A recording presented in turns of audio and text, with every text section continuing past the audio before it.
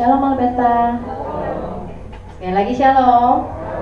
Oke, kasih salam dulu yuk. Kayaknya udah gak apa-apa ya. Katakan selamat beribadah ke kanan kiri.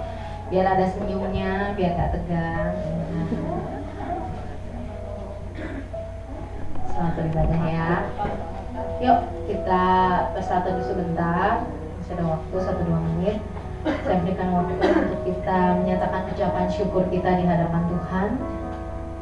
Mari katakan, Tuhan terima kasih, Kau sungguh baik. Terima kasih untuk nafas yang baru pagi hari ini. Terima kasih untuk rahmat-Mu pagi hari ini. Terima kasih Tuhan untuk semua yang baik yang Tuhan berikan. Terima kasih Tuhan. Katakan ucapan syukur-Mu, katakan terima kasih Tuhan.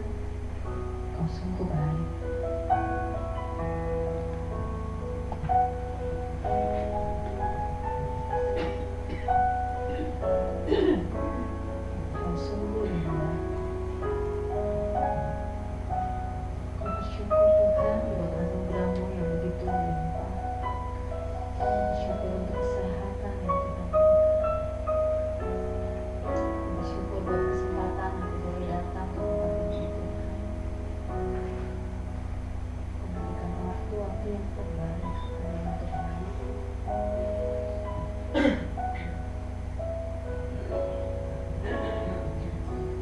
Mari yang sudah siap memuji Tuhan, kita mau katakan, Kau sungguh indah Tuhan, Kau sungguh mengagumkan, Kau sungguh menakjubkan. Kau sungguh indah tiada taranya, sungguh menakjubkan, sungguh untuk dimengerti lebih dari semua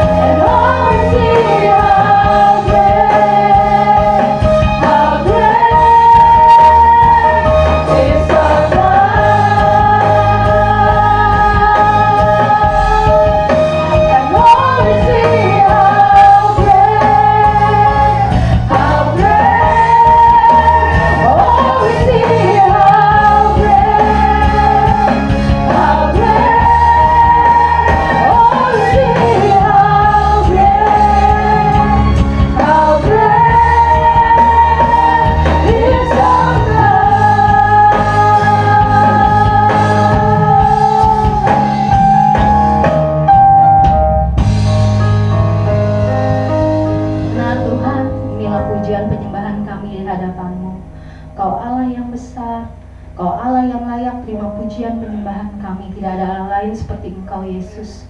Terima kasih Tuhan untuk kesempatan sekali lagi kami boleh datang ke tempat ini untuk beribadah dengan badan yang sehat. Kami percaya ini karena anugerah-Mu semata ya Tuhan, bukan karena kekuatan, bukan karena kehebatan kami.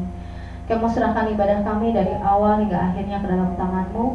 Bila ada roh jahat yang mengganggu ibadah kami saat pagi hari ini, kami menghancurkan, patahkan di dalam nama Yesus. Kami menyerahkan waktu-waktu yang terbaik, 2 jam terbaik ke depan hanya untuk-Mu Yesus. Terima kasih ya Bapa. Hanya dalam satu nama Tuhan Yesus Kristus, Allah yang kami sembah, Allah yang kami tinggikan, Allah yang kami muliakan, kami berdoa. Ini sama-sama yang percaya katakan amin. Amin, puji Tuhan. Sekali lagi shalom. Oke, udah lebih rame nih ternyata lupa ini ya. Sekali lagi yuk, kasih tos deh, kasih energinya, kasih tos. Tadi kan cuma salam. Boleh keluar dari barisan sih sebenarnya, tapi kalau yang nggak mau juga nggak apa-apa. Oke. Merasakan sukacita Tuhan, amin? Amin. Yuk kita mau naikkan pujian ini dengan sukacita, karena kita berdoa kasih setia Tuhan.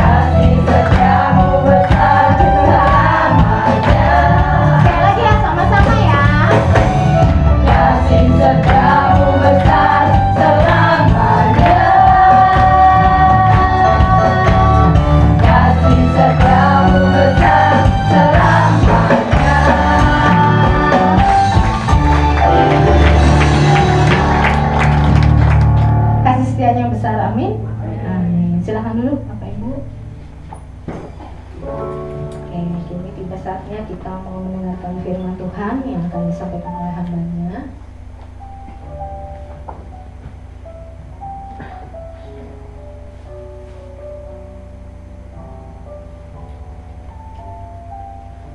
Kita menaikkan pujian ini bersama, bahwa mungkin gak selalu doa kita hari ini berdoa langsung dijawab saat ini atau langsung dijawab besok. Tapi yakinlah bahwa rencananya indah, rancangannya yang terbaik, dan yang pasti Tuhan jawab doa kita di waktu yang tepat. Mari kita bersama menaikkan pujian ini.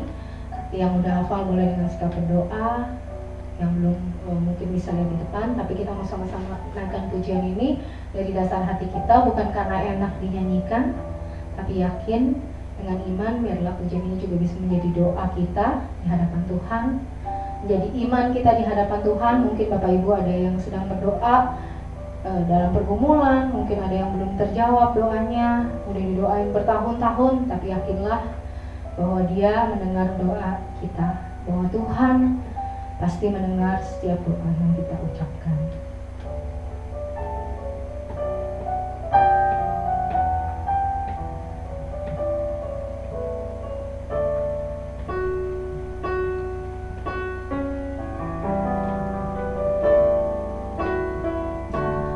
Selalu Tuhan menjawab doa, namun Dia beri yang terbaik di waktu yang tepat. Izinkanlah Tuhan untuk bekerja, yang mustahil menjadi mungkin oleh karena percaya. Yesus mendengar lebih dari yang kudoakan. Yesus menjawab lebih dari yang kuharapkan. Dengan caranya di waktu yang tepat, ku kan melihat Dia jadikan semua. Kita ulangi pujian ini. Tak selalu Tuhan menjawab doa, namun Dia beri yang terbaik di waktu yang tepat. Izinkanlah Tuhan untuk bekerja, yang mustahil menjadi mungkin oleh karena percaya. Yesus mendengar lebih dari yang kudoakan.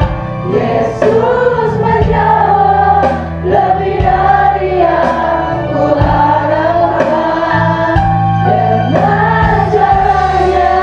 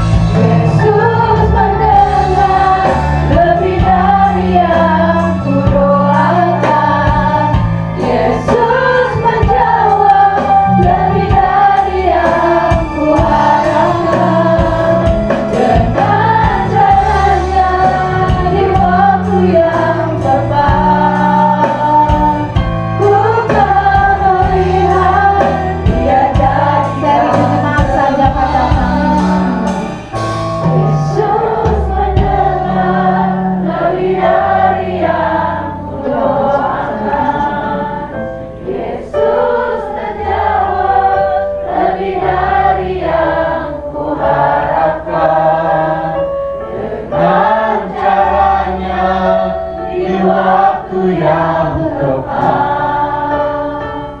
Ku kan melihat Dia jadikan semua. Ku kan melihat Dia jadikan semua. Ini adalah pernyataan iman kami kepadamu. Dan apa yang kami nyanyikan itu adalah suatu kebenaran di dalam kehidupan kami. Bahwa Tuhan selalu mendengarkan doa kami. Bahkan Tuhan menjawab kami lebih daripada apa yang kami harapkan. Karena kami tahu Engkau adalah Allah yang baik adanya dalam hidup ini. Engkau adalah Allah yang sungguh mengasihi dan menyayangi kami. Dan Engkau selalu peduli dengan kehidupan kami. Terima kasih Tuhan, kalau Engkau telah menjadi Allah yang baik bagi kami semua. Saat ini kami datang kepada di hari Minggu ini, karena kami ingin bersekutu denganmu, karena kami ingin menyanyi untukmu, karena kami ingin mendengarkan firman, dan karena kami ingin menyenangkan hatimu selalu. Bapa, saatnya kami untuk duduk diam seperti Maria. Saatnya Tuhan untuk menasihati kami. Saatnya Tuhan untuk menegur kami. Dan saatnya kami untuk belajar kebenaran firman. Berkati kami semua Bapa, dan urapi hamba-Mu ini. Biar Tuhan pakai dari segala kekurangannya. Terima kasih. Di dalam nama Yesus kami naikkan doa ini. Mari kita yang percaya boleh katakan amin. Shalom saudara, silakan duduk. Shalom semuanya. Saudara, 2 minggu berturut-turut dari minggu kemarin sama minggu ini, nggak bosan kan?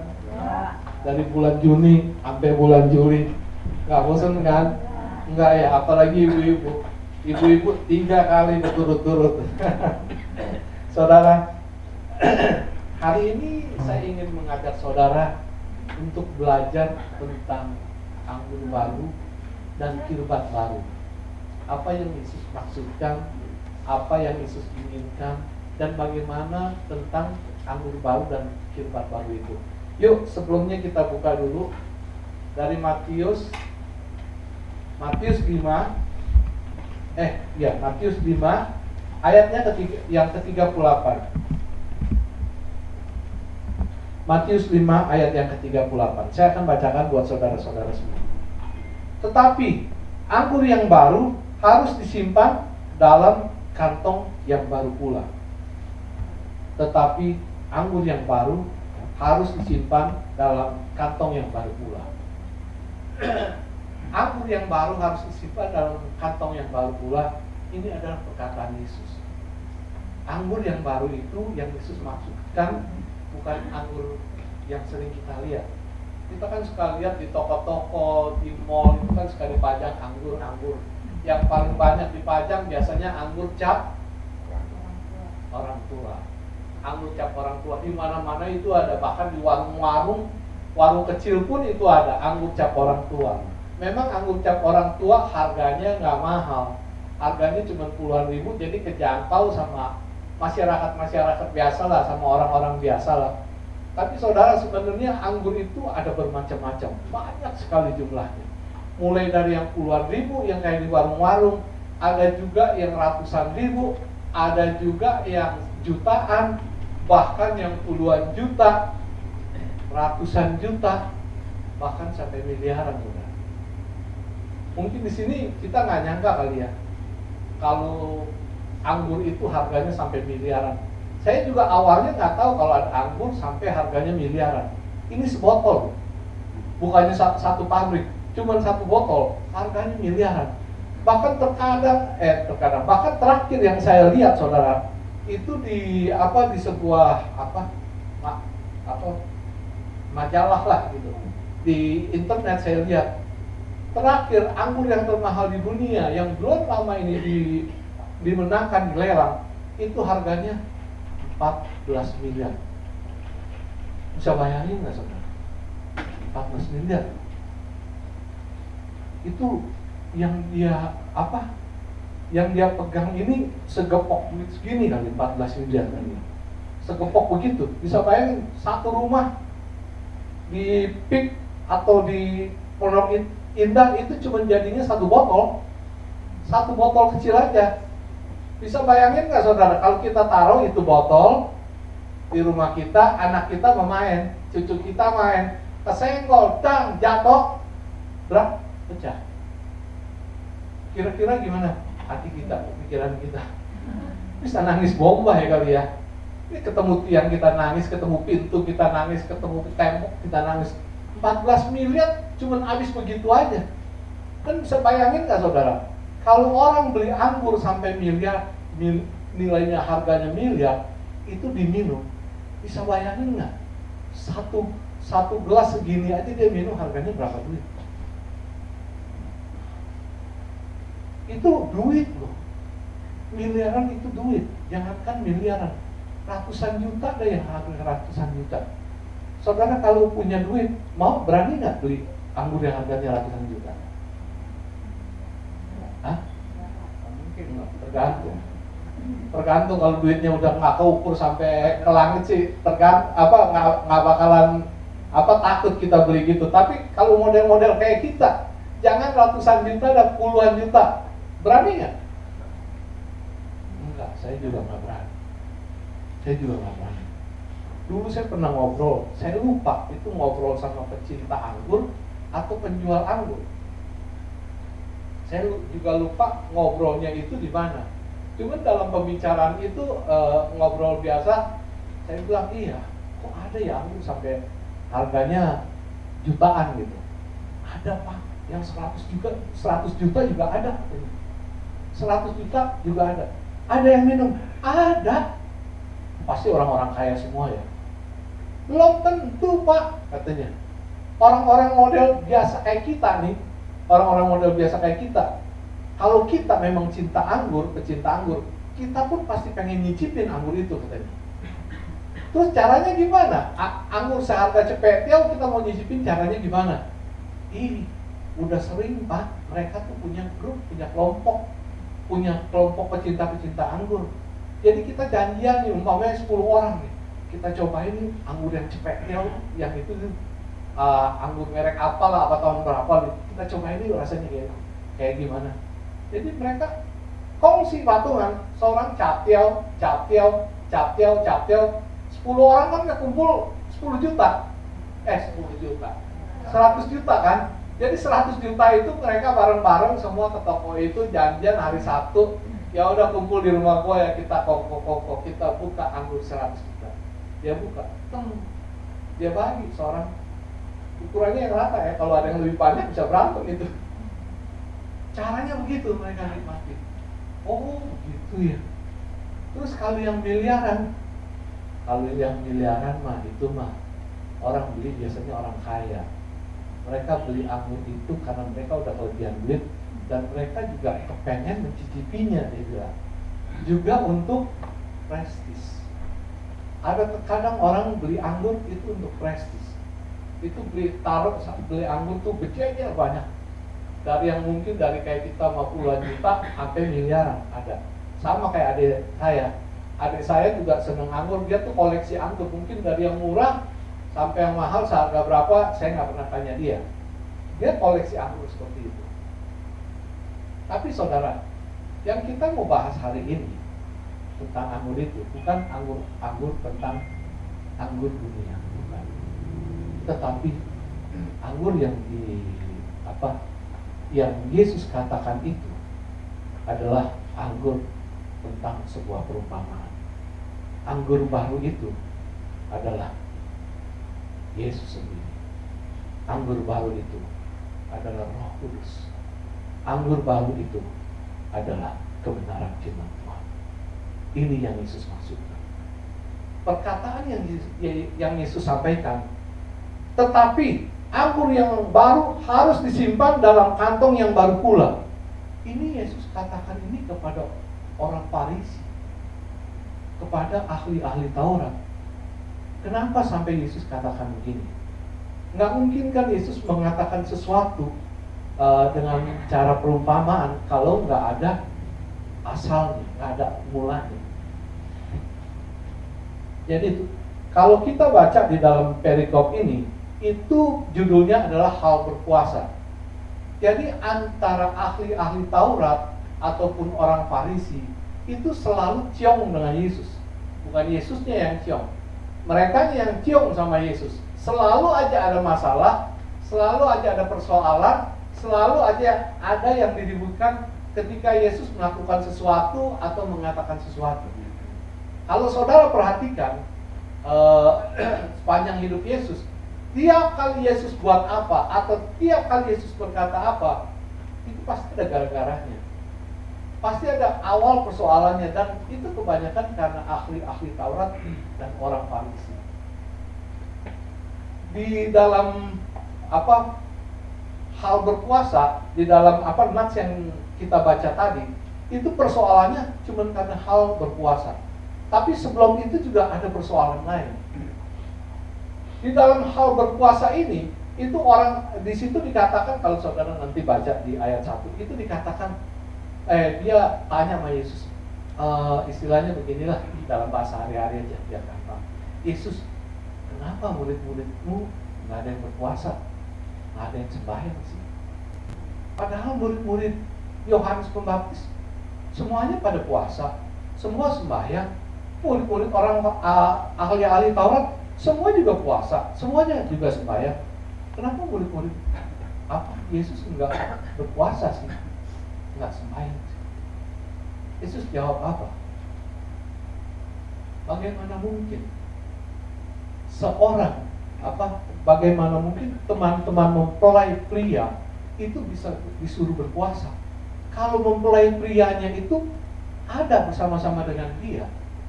Tetapi ada waktunya, kata Yesus. Ada waktunya, saatnya ketika mempelai pria itu diambil, itulah saatnya dia harus berpuasa dan sembahyang. Mungkin nggak maksudnya? Jadi kalau kita mau kawin, ada mempelai pria kan, ada mempelai wanita. Ketika ada mempelai pria, kita kan pasti senang semua. Oh, pengantinnya ada nih di sini, pengantin kita nih ada di sini gitu. Bagaimana mungkin disuruh berpuasa? Itu saatnya. Jadi kalau kita pergi ke rumah duka, itu kan saatnya kita menangis kan, kita bersedih di situ kan.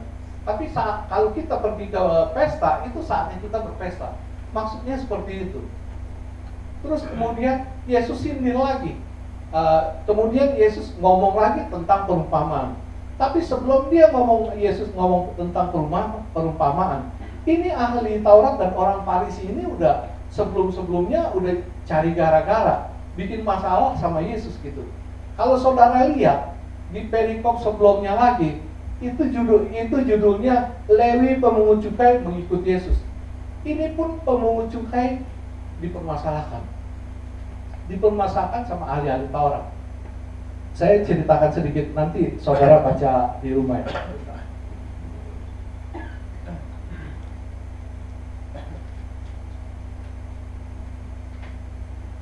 Sorry, mulut saya gampang. Masalah dengan pemungut cukai itu sebelum terjadi masalah itu, Yesus tuh baru keluar dari sebuah rumah. Waktu itu Yesus baru menyembuhkan orang lumpuh yang dikotong sama 4 teman-temannya yang nggak bisa masuk. Saudara ingat cerita itu ya? Baru dia selesai, dia keluar dari rumah itu, dia berjalan nggak berapa jauh, dia ketemu si Lewi nih. Bukan orang Lewi ya, si Lewi, orang yang bernama Lewi. Itu seorang pemungut cukai, lagi ada di rumah di rumah cukai itu ngobrol sama teman-temannya. Waktu Yesus lihat si Lewi ini, Yesus langsung bilang, Lewi, ikut aku. Yesus ngajak, Lewi, ikut aku. Si Lewi ini nggak bilang babi bu, nggak gimana, langsung dia ikut Yesus. Karena mengikut Yesus saat itu adalah satu kebanggaan. Apalagi Yesus sendiri yang manggil. Itu satu kebanggaan. Jadi si Lewi ini, orang yang bernama Lewi ini langsung mengikut Yesus. Waktu dia mengikut Yesus, dia berasa di sininya senang luar biasa, bisa mengikut seorang guru yang luar biasa, Yesus yang lagi viral. Dia saking girangnya, dia mau mengucap syukur gitu. Jadi dia mau mengucap syukur, dia diundang ke rumahnya semua, adakan perjamuan makan. Jadi yang diundang teman-teman dia udah pasti orang Lewi semua. Lalu diundang orang biasa, diundang Yesus, juga diundang murid-murid Yesus. Waktu diundang makan itu, datanglah si ahli Taurat sama orang Farisi. Dia ngomong ke murid Yesus, dia bilang, kenapa kamu makan sama orang berdosa? Kok kamu makan sama orang berdosa sih? Dia bilang seperti itu. Kok kamu makan sama orang berdosa sih? Yesus ngomong itu ada dasar. Yesus ahli Taurat ngomong seperti itu ada dasarnya. Menurut saya kamu, saudara mesti tahu kehidupan pada zaman Yesus pada saat itu. Itu seorang pemungut cukai itu dianggap orang kelas rendahan. Kastanya kasta lebih rendah, kasta nomor 2. Kenapa dia dianggap orang rendahan? Kastanya dianggap kasta kedua kan? Karena dia itu orang Yahudi, tapi dia bekerja untuk pemerintah bangsa Romawi. Dia kerja kepada orang yang lagi menjajah gitu. Jadi dianggap dia ini pengkhianat bangsa nih. Dia ini pengkhianat bangsa. Kita lagi dijajah, dia malah kerja sama penjajah gitu. Bahkan kerjanya sebagai pemungut cukai lagi. Ya kerjanya itu meres-meresin duit orang untuk ngambilin duit sebangsanya untuk di-store pada penjajahnya. Jadi dianggap dia ini pengkhianat, dia ini orang berdosa. Karena itu pada saat itu orang biasa itu nggak boleh duduk makan semeja sama seorang berdosa, nggak boleh. Dimanapun mereka nggak terima makan bareng sama pemungut cukai. Karena itu si ahli Taurat ini bilang kepada murid Yesus, dia bilang, kok kamu makan sama orang-orang berdosa sih? Yesus yang mendengar itu, lalu Yesus jawab, bukan orang sehat yang mencari tabib, tapi orang sakit yang mencari tabib. Aku datang kemari bukan untuk mencari orang yang benar, tetapi mencari orang yang berdosa. Jadi kejadiannya tuh berturut-turut di hari itu gitu. Karena itu Yesus itu udah terlalu kesel sama ahli Taurat dan orang Farisi itu. Lalu Yesus berikan satu perumpamaan. Setelah tadi orang Farisi itu tanya kenapa muridnya harus berpuasa, Yesus sudah jawab. Lalu Yesus berikan perumpamaan. Perumpamaan ini saya bacakan dulu ya. Ada di ayat 36. Dikatakan begini. Ia mengatakan juga suatu perumpamaan kepada mereka. Tidak seorang pun mengoyakkan secari kain dari baju yang baru untuk menambalkannya pada baju yang tua. Jika demikian, yang baru itu juga akan koyak, dan pada yang tua itu tidak akan cocok kain penambal yang dikoyakan dari yang baru itu. Jadi kurang lebih Yesus ngomong gini, nggak ada tuh orang melakukan hal seperti itu. Nggak ada. Orang pergi ke mall, pergi ke Zara gitu, apa namanya? Di mall ada apa lagi? Biasa perempuan yang apa? Hah? Oh ya, H&M. Dia pergi ke situ, dia beli baju yang baru satu, dia bawa pulang ke rumah, terus dia gunting, kurang lebih ukurannya segini ya. Dia gunting buat apa? Buat nambel baju dia yang udah tua, nambel ke sono. Masuk akal nggak? Ada nggak kira-kira orang yang ngelakuin begitu? Nggak ada ya, nggak ada pasti. Orang mau juga beli ke mall, beli baju baru, pakai ganti baju yang udah usang. Tapi kalau ibu-ibu sih antik. Ibu-ibu biasa tuh daster udah jelek banget, masih tetap dipakai. Dikasih yang baru juga, enggak, gua nggak mau pakai, gua mau pakai yang ini, lebih nyaman yang ini yang udah lama. Biasanya seperti itu. Jadi dalam perumpamaan yang pertama ini, Yesus juga bilang, nggak mungkin orang melakukan satu kebodohan, satu kesia-siaan, satu kebodohan, satu kesia-siaan. Lalu Yesus kasih perumpamaan yang kedua. Yesus katakan di perumpamaan kedua, demikian juga tidak seorang pun mengisikan anggur yang baru ke dalam kantong kulit yang tua. Karena jika demikian, anggur yang baru itu akan mengoyakkan kantong itu, dan anggur itu akan terbuang dari kantong itu pun hancur. Artinya apa? Sebuah kesia-siaan. Saudara, kantong yang baru yang Yesus katakan itu adalah seperti kayak kita botol plastik ya. Botol plastik kalau kita botol minum kalau kita mau pergi kemana-mana yang suka itu yang dia bawa. Saya juga ada bawa botol minum. Kalau kemana-mana kita isinya di botol itu. Itu zaman sekarang, karena zaman sekarang udah ada beling, udah ada macam-macam, udah ada plastik apa segala macam yang bisa jadi sebuah botol. Tapi pada zaman Yesus itu beling belum ada. Itu istilahnya besi ngebentuk seperti botol itu juga belum ada. Beling juga belum ada. Yang ada untuk jadi kantong minuman itu cuman kirbak kantong baru itu. Ini disebut kirbak. Di sana disebut kirbak, itu semacam kantong kulit. Kantong kulit itu terbuat dari kulit binatang. Dan kita tahu kulit binatang itu ada masanya, ada waktunya. Sekalipun awalnya dia kuat, lama-lama dia akan terkikis habis. Lama-lama dia akan kering dan akan pecah. Karena itu Yesus katakan begini, nggak mungkin anggur baru itu nggak mungkin diisi ke dalam kirbak yang lama, ke dalam kantong yang lama.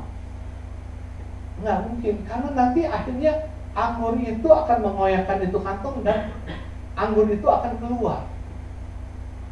Ngerti kan maksudnya? Yesus kasih perumpamaan lagi yang kedua.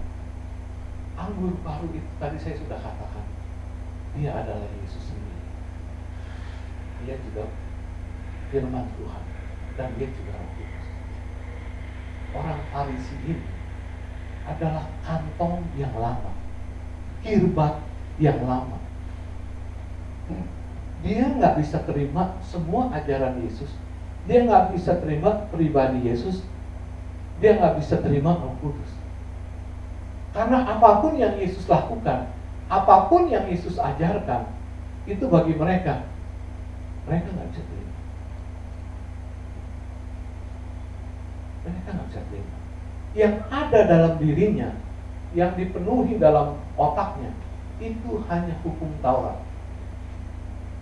Itu hanya hukum Taurat.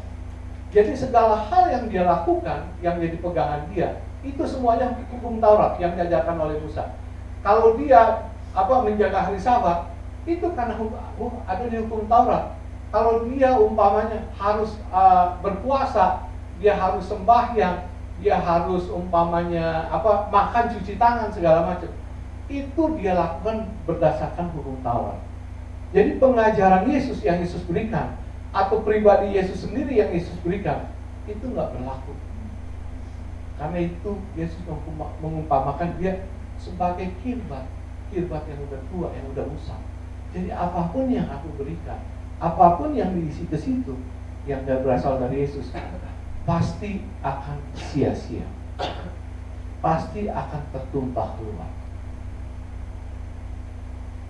Ini yang Yesus nggak suka dari ahli Taurat.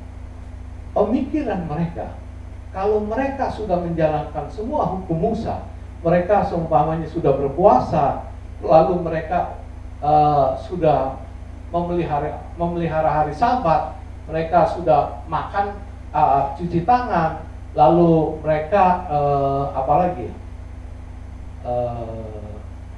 nggak makan dengan orang berdosa, itu mereka udah menganggap diri mereka itu sudah hidup dalam pertobatan, udah hidup benar, hidup dalam kesalehan. Tetapi sesungguhnya nggak seperti itu. Kehidupan mereka nggak seperti itu. Mereka penuh dengan kemunafikan. Karena itu Yesus suka bilang, kamu begitu munafik, seperti kuburan yang luarnya dikapur putih, tapi dalamnya penuh dengan tulang belulang. Karena itu Yesus lanjutkan di ayat berikutnya yang kita baca tadi, di ayat ke-38. Tetapi anggur yang baru harus disimpan dalam kantong yang baru pula.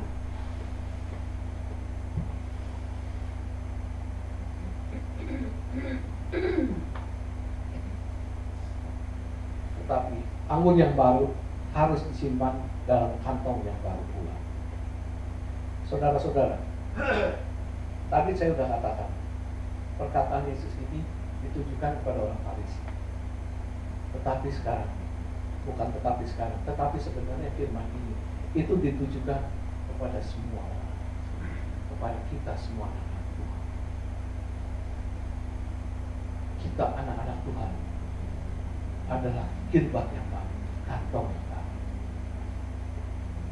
Tapi apakah kita sepenuhnya sudah menjadi kantong yang baru? Di sini saya nggak mau bicarakan tentang anggur yang baru, karena anggur yang baru itu adalah satu kepastian. Diri Yesus, Roh Kudus, Firman Allah itu adalah satu kepastian yang telah dicurahkan kepada kita. Tinggal kita ini sebagai kirbat yang baru, kantong yang baru. Apakah kita benar-benar berfungsi sebagai kantong yang baru, atau cuma hanya namanya aja kantong yang baru? Karena kita lihat banyak sekali anak Tuhan yang sebenarnya dia harus jadinya sebagai kantong yang baru seutuhnya, hidup hidup yang benar sesuai dengan kebenaran firman Tuhan, tapi kenyataannya dalam hidupnya itu bertolak belakang. Dia adalah kantong yang lama. Kantong yang lama itu apa? Kantong yang lama kita adalah hidup dalam duniawi, hidup dengan cara dunia. Lalu bagaimana supaya kita bisa menjadi kantong yang baru seperti yang Yesus katakan? Saudara, hal pertama yang harus kita lakukan, berfokuslah kepada Yesus dan kebenaran firman. Tetap kita harus berfokus, tetap kita harus tertuju hanya kepada Yesus dan kebenaran firman-Nya. Ini sesuatu yang mutlak kalau kita mau jadi kantong yang baru. Karena apa? Karena ketika kita berpaling sedikit aja dari Yesus, kita udah berpaling kepada dunia. Kita udah berpaling pada dunia. Terlalu gampang, terlalu mudah kita berpaling menjadi kirbat yang usang, kirbat yang tua. Ngerti nggak yang saya maksudkan, saudara? Dalam segala hal apapun dalam kehidupan saudara, saudara itu tetap selalu berfokus kepada Tuhan, kepada kebenaran firman Tuhan. Apapun yang kita lakukan, apapun yang mau kita perkatakan, apapun yang ingin kita buat, itu selalu tertuju kepada Yesus dan kebenarannya. Tetapi terkadang seringkali kita tuh nggak ngeh kalau kita ini terkadang menjadi kantong yang tua, kirbat yang tua. Benar. Ketika tanpa sengaja kita percaya ramalan, ketika kita tanpa sengaja percaya kepada Hong Shui, kita udah nggak berfokus pada Tuhan. Saya ingat beberapa hari yang lalu saya ada duduk sama-sama istri saya sama teman usaha istri saya di mobil pergi pas saya nganterin. Waktu dulu ini yang ikut ini seorang mama, ibu-ibu gitu. Ibu-ibu ini anak Tuhan. Dan dia nih ya kalau saya lihat anak Tuhan baik-baik gitu. Ngomongnya ya percaya sama Tuhan, percaya sama Yesus gitu. Tapi kemarin dia ngomong, saya kita percaya, boleh dong percaya Pak Pendeta, percaya kepada Yesus. Tapi saya juga percaya Pak Hong Sui, kan nggak apa-apa kan.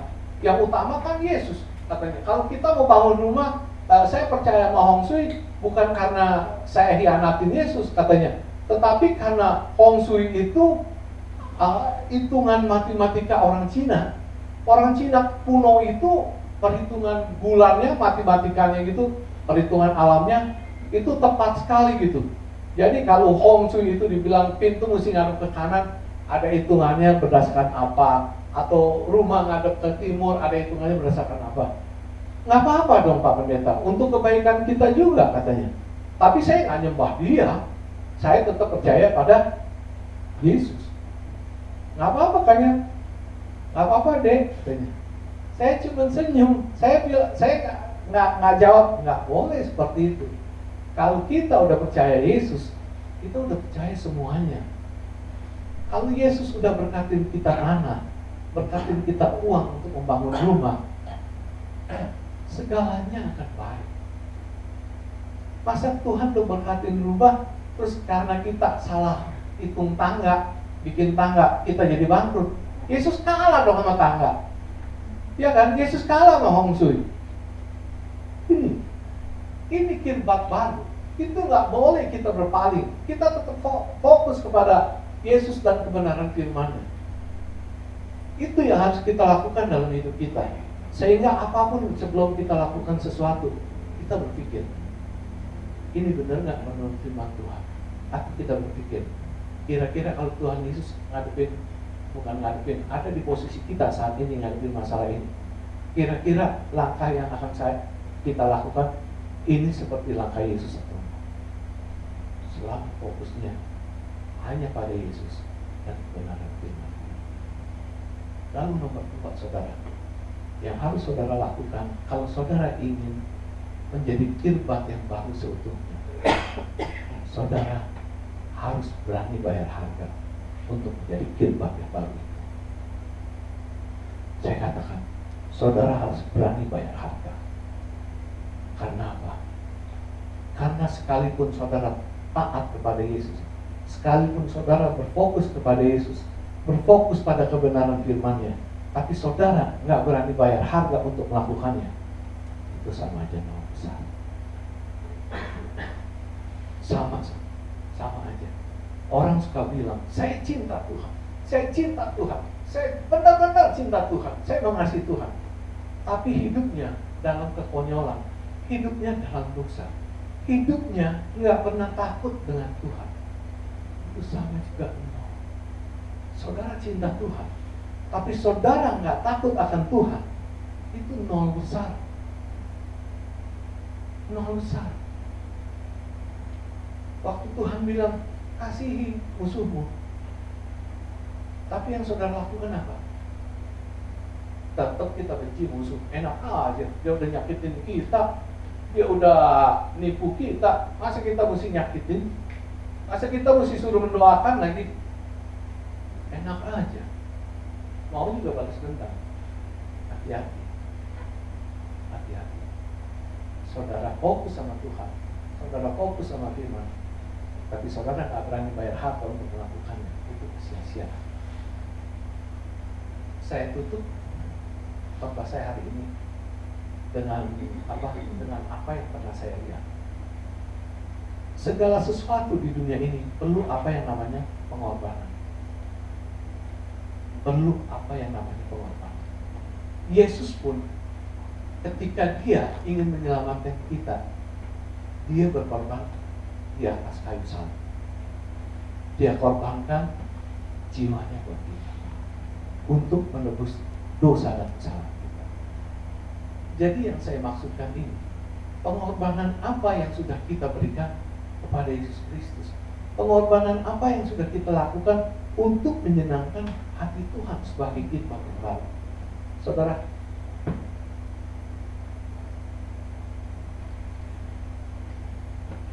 ini musuhnya disiapin air tinggi pakai sedotan, jadi saya nggak mau.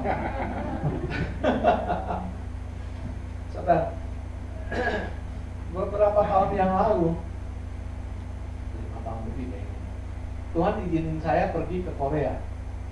izinin saya pergi ke Korea tuh sama hamba-hamba Tuhan yang lain kan.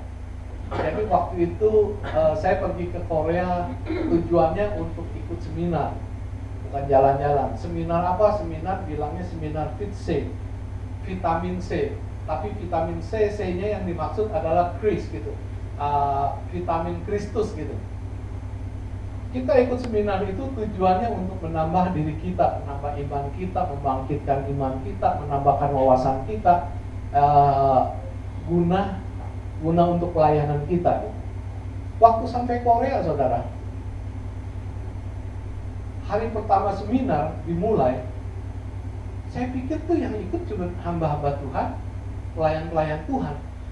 Tapi ternyata itu gerejanya, seminarnya di gereja Onuri, itu yang hadir penuh. Ada sekitar 2.000 orang, itu gereja sanggup nampung 2.000 orang, bahkan mungkin lebih. Penuh. Hari pertama kebaktian, waktu hari pertama kebaktian penuh, saya pikir ini cuma orang pengen ikut aja, mau tahu.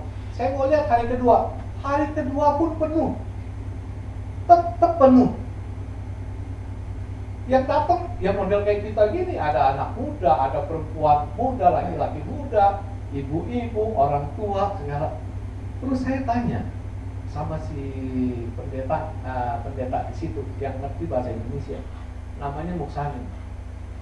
Saya bilang, Muksanim, ini yang datang ini siapa? Yang datang ke sini jemaat katanya. Hah, jemaat? Saya kirain seminar fiksi untuk gembala hamba Tuhan atau pelayan. Oh enggak, Pak. Nggak harus ditentukan begitu. Lah, mereka ini orang kerja kan? Iya, orang kerja. Pak Wiwi katanya, dia bilang orang kerja Pak Wiwi katanya. Mereka kerja apa? Ya macam-macam, toko lah, jadi pelayan lah, atau dagang di pasar lah, atau bisnis lah, punya kantor lah. Nah, hal yang pekerja-pekerja itu gimana dia bolos? Ini kan seminar seminggu. Dia bilang, ya dia minta cuti. Dia minta cuti katanya. Oh, minta cuti seminggu full. Iya, dia minta cuti tahunan dia katanya untuk ikut seminar fiksi. Saya bilang, dikasih. Ya dikasih lah, namanya cuti milik dia, cuti setahun. Kita biasa orang kerja mungkin setahun ada cuti 14 hari ya. 12.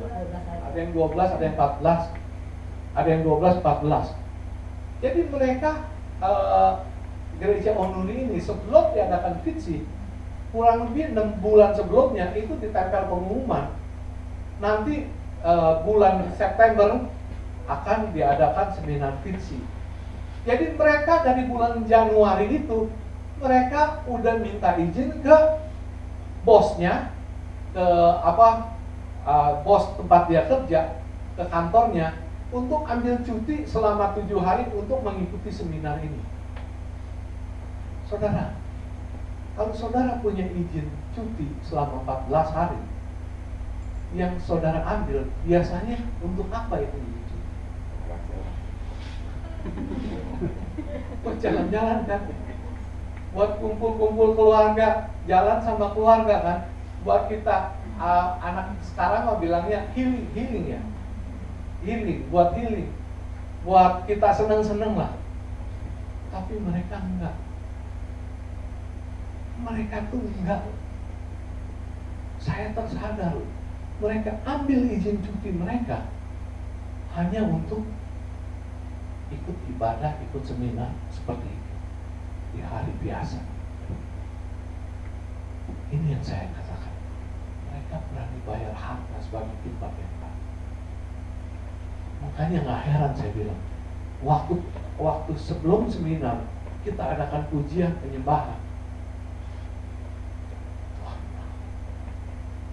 Itu lawatan Tuhan berasa sekali. Setiap kali kita mulai nyanyi, sebelum itu hamba Tuhan menyampaikan tentang seminar itu, selalu ada lawatan. Kenapa? Karena saya tahu Tuhan menghargai setiap hati yang datang sini.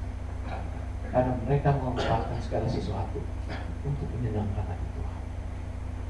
Ini yang saya maksudkan. Sudah seberapa jauh kita berani bayar harga untuk menyenangkan hati Tuhan. Buat segala sesuatu, korbankan apapun yang Tuhan inginkan, apapun yang Tuhan mau, agar kita bisa menyenangkan hati Dia. Saudara, hari ini kita akan mengadakan perjamuan kudus.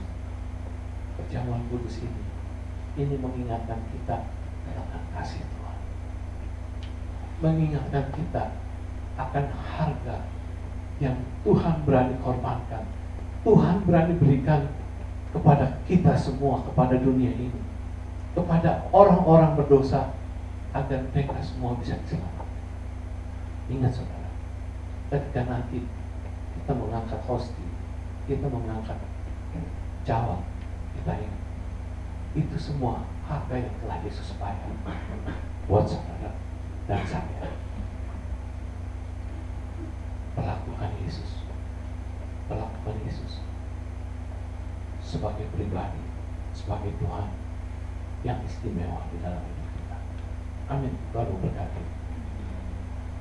Saya undang pemain musik.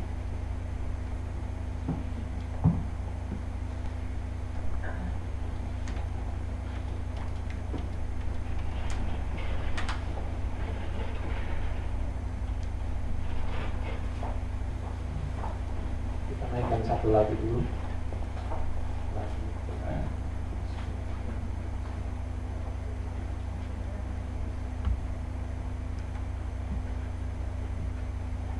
Ingat ya saudara-saudara, jangan sampai kita menjadi khilbat yang lama.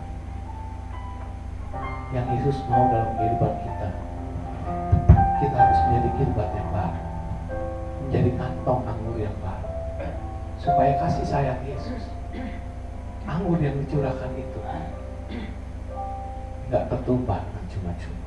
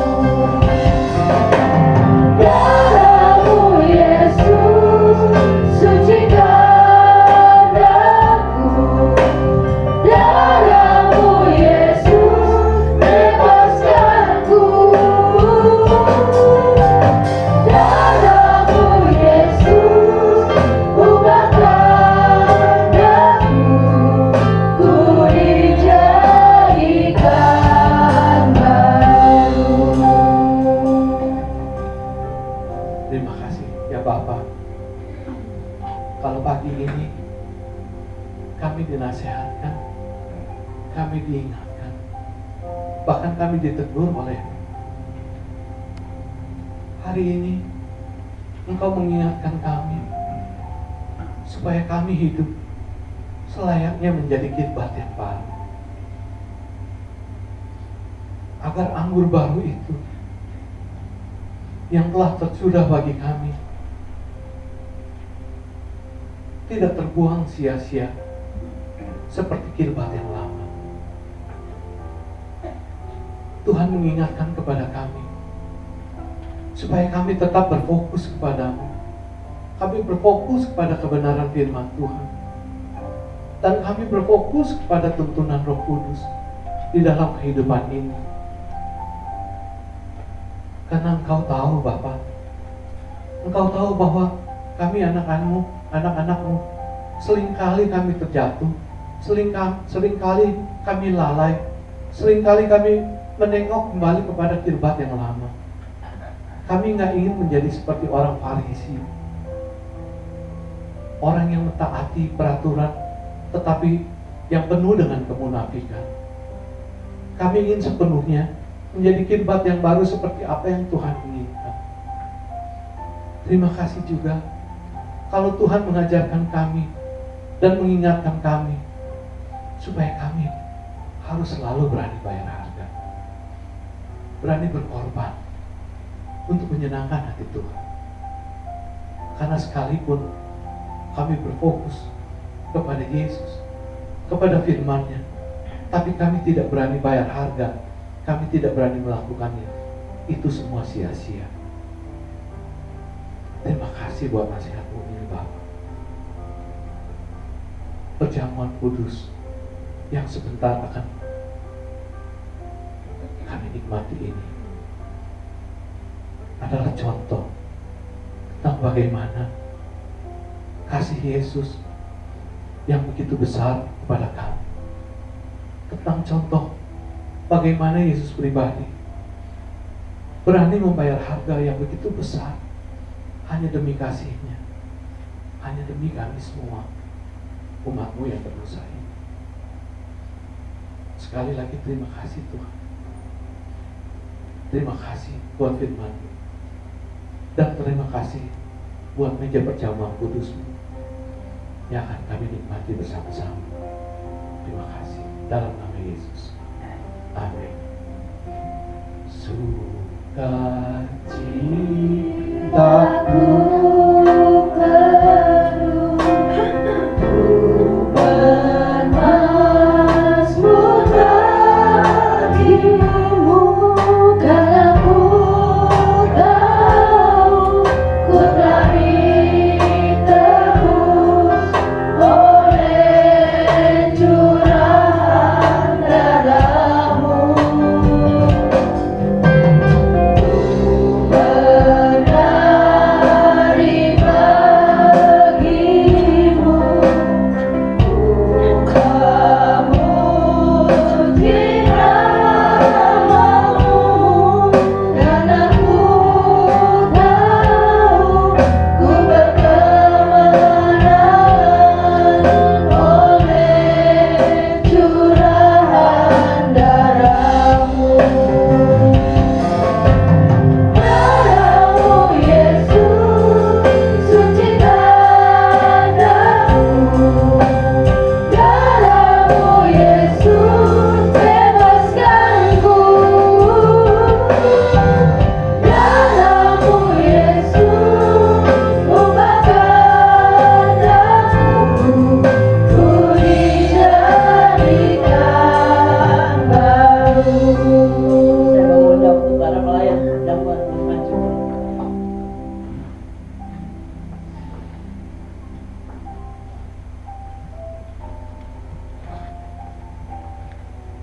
Mari kita sama-sama berdoa. Tuhan Yesus, kami bersyukur dan berterima kasih. Kalau setiap minggu pertama di awal bulan Tuhan, kami boleh masuk dalam perjamuan kudus-Mu, ini kembali mengingatkan kepada kami akan kematian di kayu salib.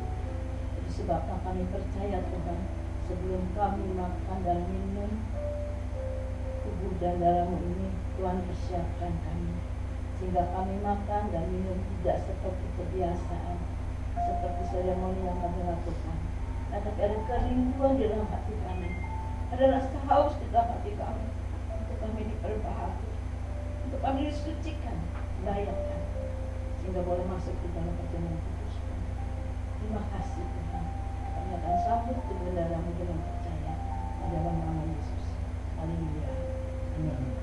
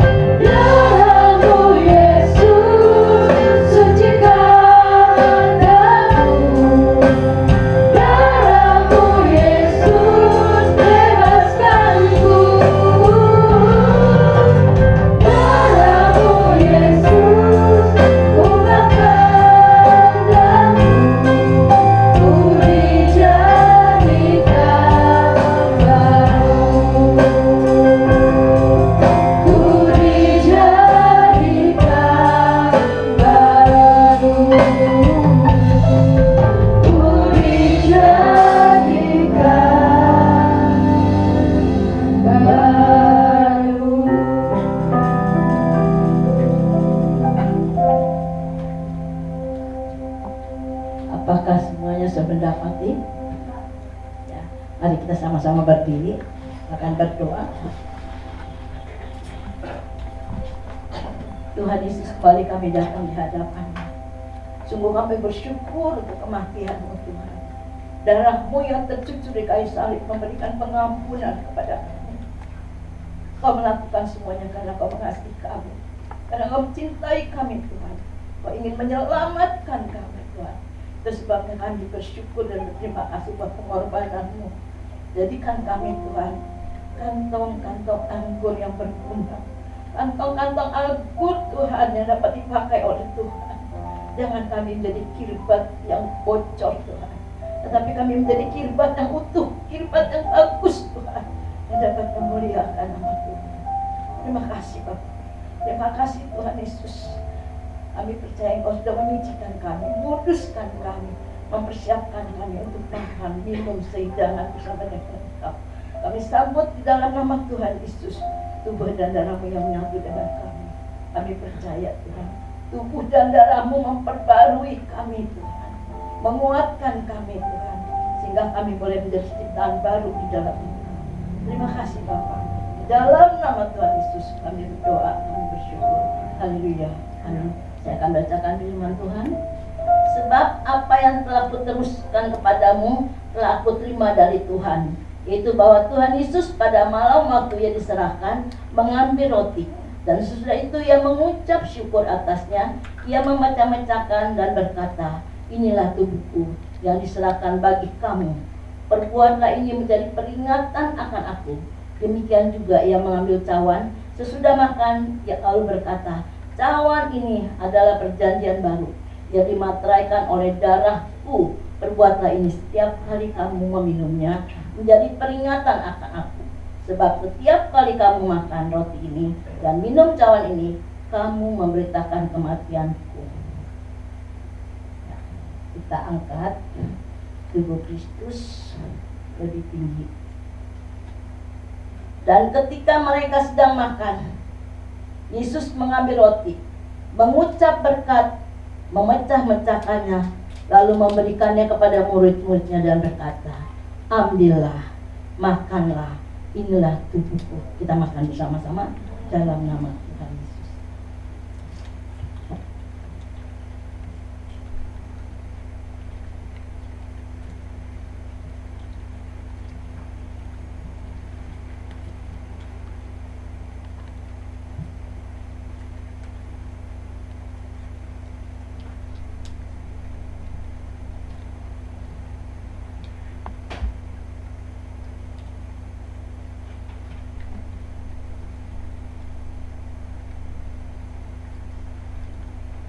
Kita angkat darah Kristus bertumpah dari kepala kita. Sesudah itu Ia mengambil cawan, mengucap syukur, lalu memberikannya kepada mereka dan berkata, minumlah kamu semua dari cawan ini, sebab inilah darahku, darah perjanjian yang ditumpahkan bagi banyak orang untuk pengampunan dosa. Kita minum dalam nama Yesus.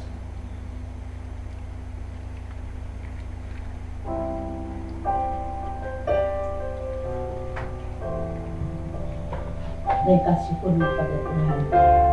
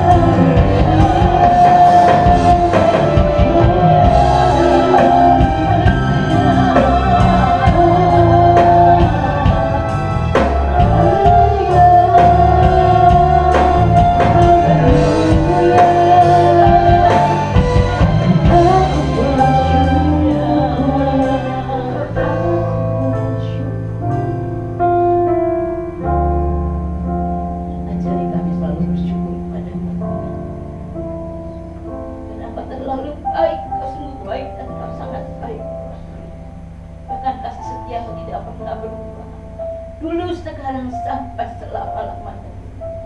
Terima kasih ya Bapa. Saat ini tubuh dan darahmu boleh menyatu dengan memperbarui hidup kami. Jika kami boleh hidup baru di dalam Engkau, kami percaya yang lama sudah berlalu, yang baru sudah terbit. Itu sebabnya ajari kami Tuhan untuk tidak menoleh ke belakang, tapi kami terus mata kami tertuju kepadamu Tuhan. Karena inilah yang memberikan kekuatan demi kekuatan kepada kami. Terima kasih untuk firman-Mu hari ini Tuhan. Kami percaya firman yang sudah ditabur tidak kembali dengan hampa. Firman yang sudah ditabur menjadi pelajaran dan peringatan buat kami. So kami lakukan di dalam kehidupan kami. Terima kasih Bapa. Terpujilah nama-Mu dari kekal sampai kekal. Dalam nama Yesus. Haleluya. Amin. Amin. Jemaat silakan duduk.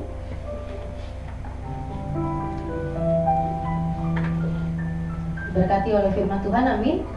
Amin. Baiklah, kita mau mengenakan kirbat yang baru sehingga kita menerima anggur baru daripada Tuhan.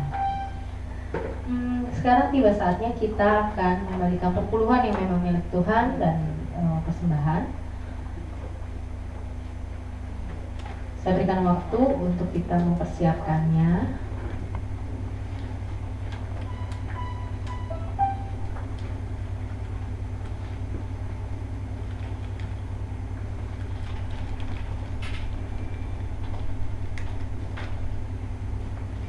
Yang ingin memberikan perpuluhan boleh berdiri, mungkin kita mau berdoa sama-sama ya.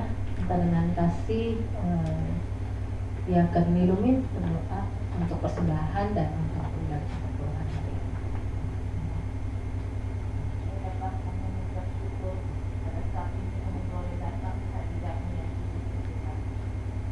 Terima kasih untuk pujian-pujian yang boleh kami naikkan ya Tuhan, juga firman yang Kau taburkan, yang Kau berikan ya Tuhan.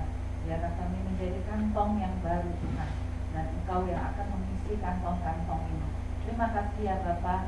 Pada saat ini kami akan memberikan persembahan perpuluhan kami ya Tuhan, yang itu adalah hak kemilikan-Mu Tuhan. Terima kasih untuk saat ini, untuk tangan-tangan yang akan memberi ya Bapa. Biarlah persembahan kami ini merupakan duka yang harum di hadapan-Mu. Terima kasih ya Bapa, kami siap memberi. Dalam nama Tuhan Yesus kami sudah berdoa dan mengucap syukur. Amin. Dari sebelah kiri saya dulu, ke belakang, lalu sebelah kanan saya. Langsung ke belakang.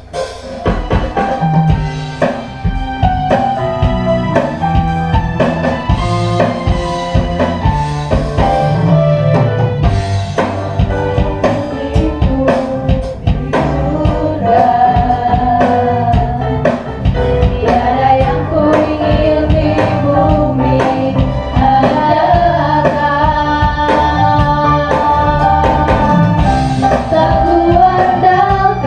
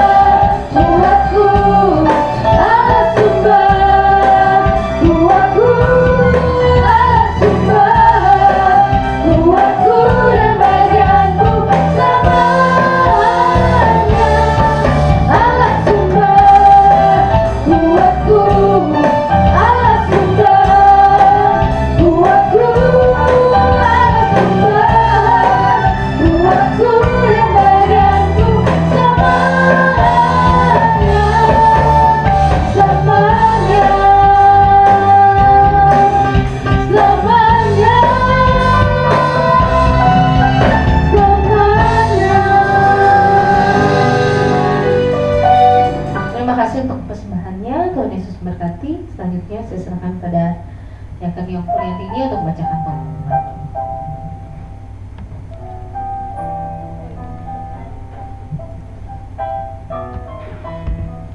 Shalom, Bapak Ibu kasih dalam Tuhan. Selamat hari Minggu, selamat beribadah. Mohon izinkan saya untuk bertanya, apakah di antara jemaat yang ada yang baru pertama kali hadir bersama kami di gereja ini? Bisa tolong berdiri? Tidak ada ya?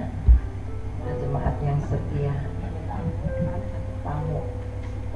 Ada satu tamu. Bisa tolong berdiri? Yang Bapak Ibu yang sebelahnya boleh berikan salam. Selamat datang, selamat bergabung bersama kami GBI Alberta. Keluarga besar GBI Alberta mengucapkan terima kasih kepada PDM Wiwi Karta Elia yang telah menyampaikan firman Tuhan dalam kebaktian umum hari ini.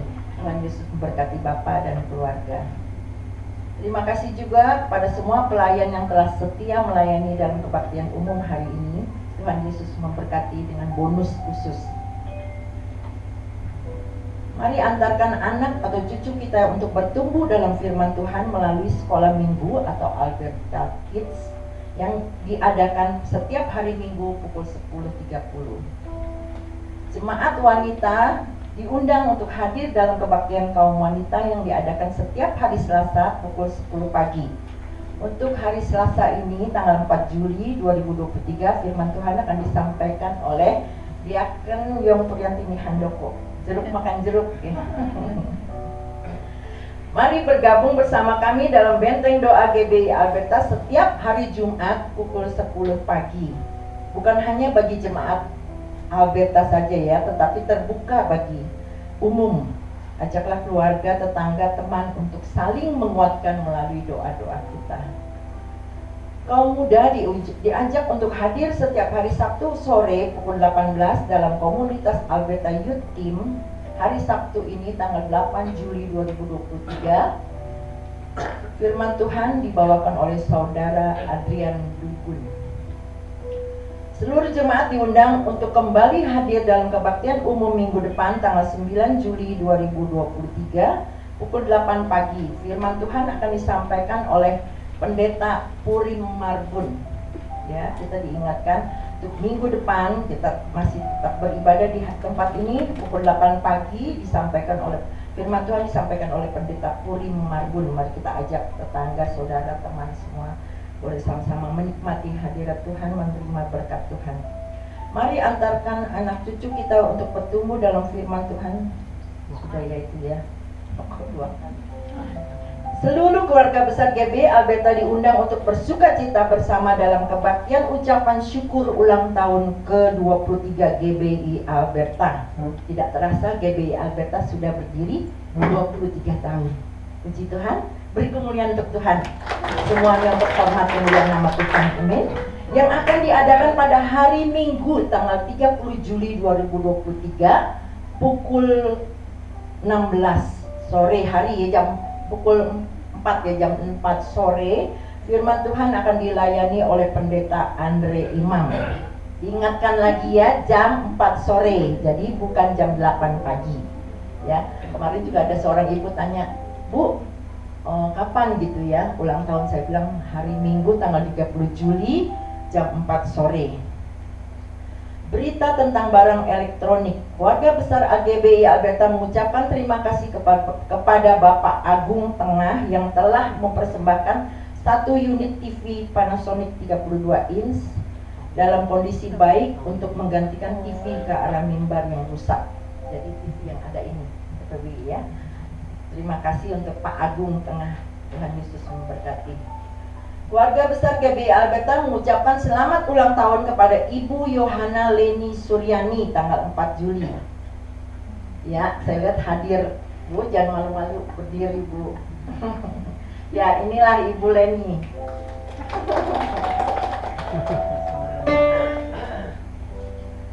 Saudari Siska Waruwu tanggal 7 Juli. Ada hadir? Ya, selamat ulang tahun, Tuhan memberkati. Saudari Olivia Hijanto tanggal 8 Juli. Tidak ada ya, itu anak Bu Grace di kaum wanita. Saudari Abigail Darlene Kristiani 9 Juli sudah hadir. Ya, selamat ulang tahun, Tuhan Yesus memberkati. Keluarga besar GBI Alberta mengucapkan selamat ulang tahun pernikahan kepada Bapak Hendrik Puji Haryono dan Ibu Surati tanggal 2 Juli. Ya, selamat ulang tahun pernikahan Pak, Tuhan Yesus memberkati. Selamat atas kelulusan. Keluarga besar GBI Alberta mengucapkan selamat kepada PDP Felix Gusman Komala, ada di atas itu, ada, yang telah mengikuti sidang tesis dan dinyatakan lulus pada hari Rabu tanggal 28 Juni 2023 sehingga berhak menyandang gelar Magister Manajemen dari Institut Asia Malang. Selamat atas kelulusan Pak Felix, Tuhan Yesus berkati. Mari tetap dukung gereja kita melalui persembahan atau persepuluhan yang bisa dilakukan melalui kantong kolekte, kantong perpuluhan, atau transfer ke rekening BCA gereja, scan QRIS yang ditempatkan di kursi-kursi ruang ibadah, ataupun melalui amplop persembahan yang telah disediakan. Tetaplah ikuti kegiatan-kegiatan gereja kita di GBI Alberta melalui warta digital yang dikirimkan di WA Group GBI Alberta, terutama juga untuk para pelayan bisa lebih memperhatikan jadwal pelayanannya. Follow juga Instagram @GBI Alberta Team dan Facebook page GBI Alberta. Jangan lupa juga untuk satukan hati berdoa bagi gereja, bangsa dan negara kita setiap malam jam 21, jam 9 malam. Dimanapun kita berada, mari luangkan waktu berdoa sejenak. Doa orang benar sangat besar kuasanya. Kita percaya Tuhan mampu memulihkan gereja dan bangsa negara kita. Amin. Ya, saya rasa tidak ada pengumuman lainnya, Bu. Tidak ada, mari kita mau berdiri, kita mau naikkan doa dan syafaat.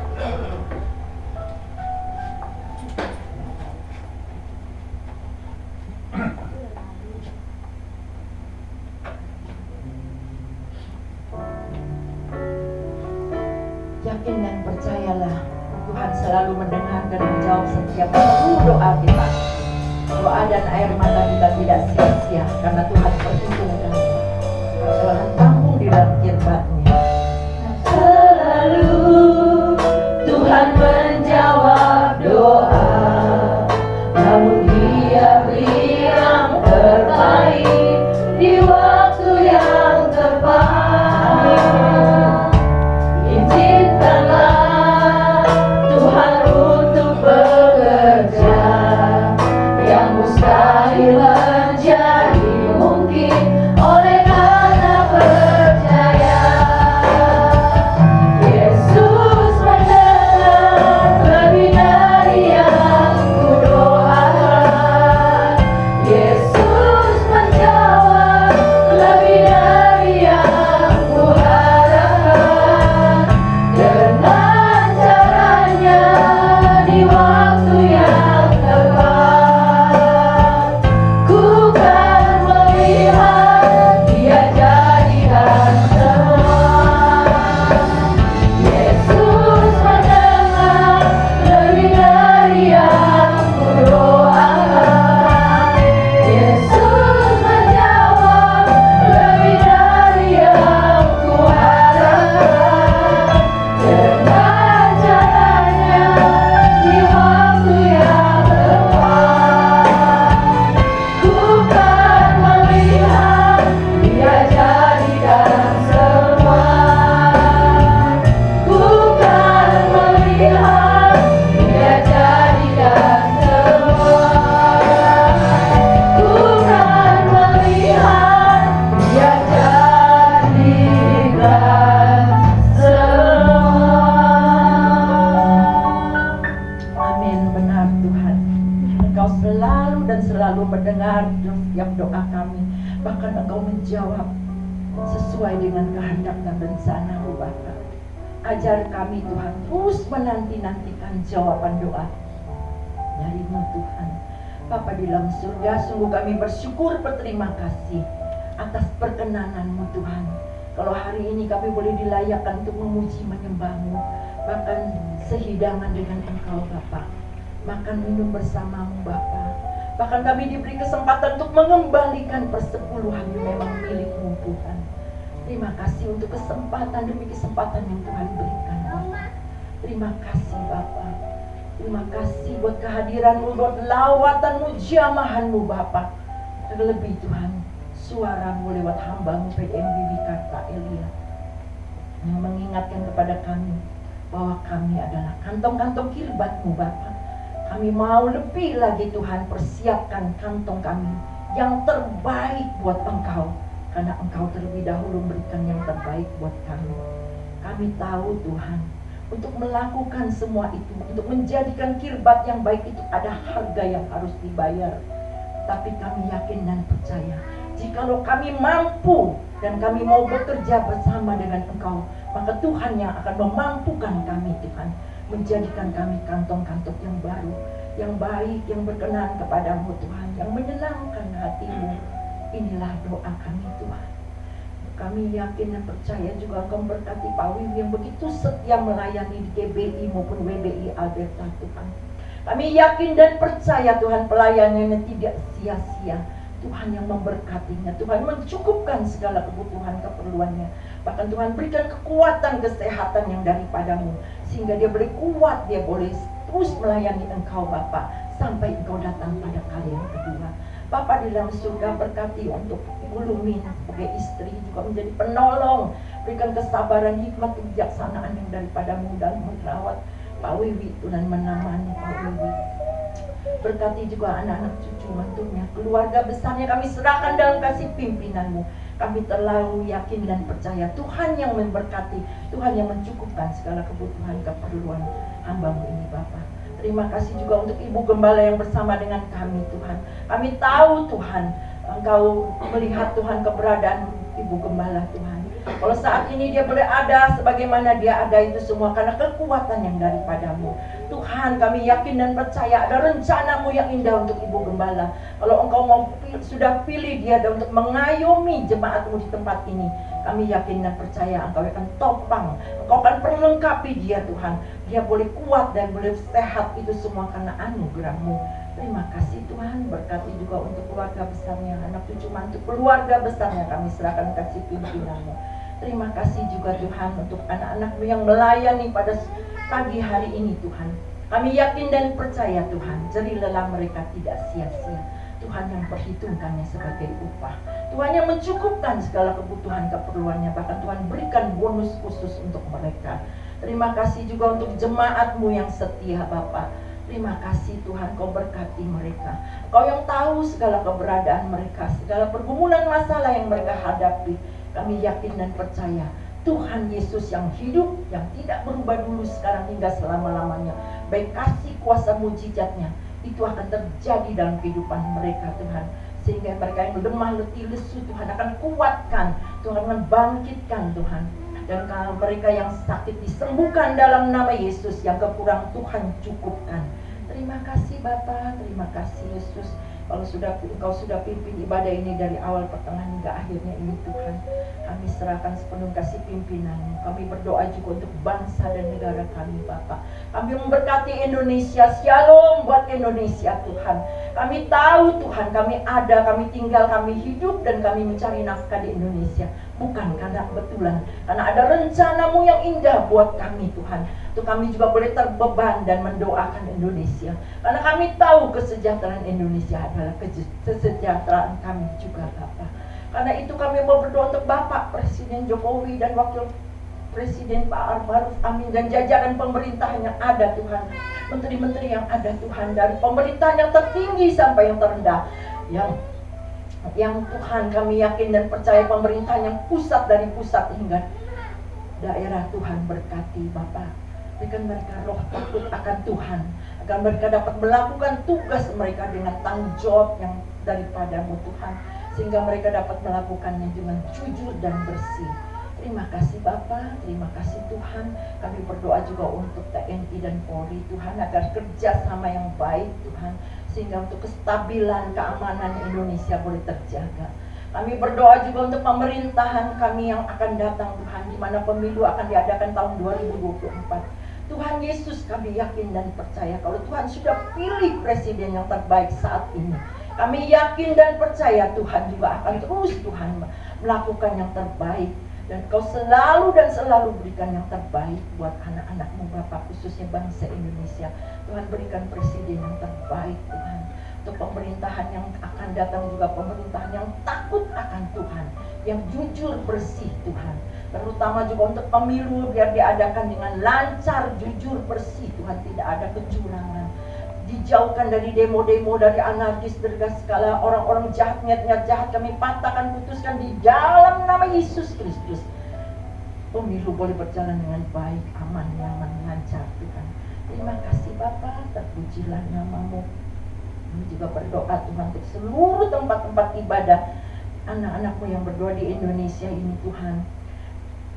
Tuhan jagai dengan pasukan malaikat-Mu Tuhan, baik di tempat yang pedalaman dan kota-kota dan jauh di daerah pedalaman. Tuhan berkati dimanapun anak-anak menguji menyunyiakan Tuhan. Kami yakin dan percaya Tuhan, penyertaan-Mu Tuhan, pemberkatan-Mu Tuhan atas mereka Bapa, atas ibadah-ibadah kami Tuhan, sehingga kami juga boleh beribadah dengan bebas Tuhan. Kami berdoa dalam nama Yesus Kristus. Kami yakin dan percaya dimanapun kami berada, dimanapun nama-Mu ditinggikan, di situ Engkau ada dan Engkau yang memberkati. Terima kasih Bapa, terpujilah nama-Mu. Kami berdoa juga hamba-hamba-Mu yang ada di GBI Alberta, baik BPG, pengurus-pengurus komisi-komisi yang ada, seluruh jemaat GBI Alberta, diberikan kekuatan, kesehatan, kesehatian, dan semangat untuk beribadah, untuk menguji, menyembah-Mu dan melayani-Mu Tuhan. Terima kasih Bapa, terpujilah nama-Mu. Terima kasih Tuhan, kami berdoa untuk mereka yang tidak hadir. Tuhan berkati Tuhan dimanapun mereka berada, apapun halangan mereka Tuhan, Tuhan berkati dan Tuhan yang menyelesaikannya, sehingga di minggu yang akan datang mereka dapat berkumpul bersama-sama dengan kami di tempat ini. Tak lupa juga kami berdoa untuk mereka yang berulang tahun sepanjang minggu ini Tuhan, baik Ibu Leni, Saudari Siska, Saudari Olivia, Saudari Dalin Tuhan. Kami serahkan dan kasih pimpinan-Mu Tuhan. Engkau sudah tambahkan usia mereka, biar Tuhan tambahkan juga hikmat, kebijaksanaan yang daripada-Mu, sehingga mereka juga boleh lebih mengasihi Engkau Tuhan. Terpujilah nama-Mu.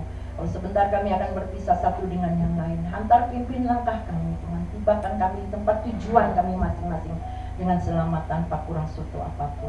Terpujilah nama-Mu. Dalam nama Yesus kami berdoa dan bersyukur. Kekasih-kekasih Kristus yang diberkati Tuhan, pulanglah dan terimalah berkat Tuhan.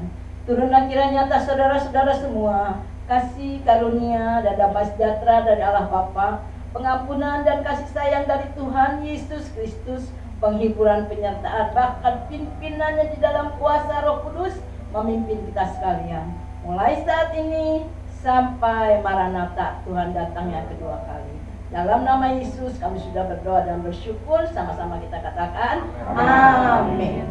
Dengan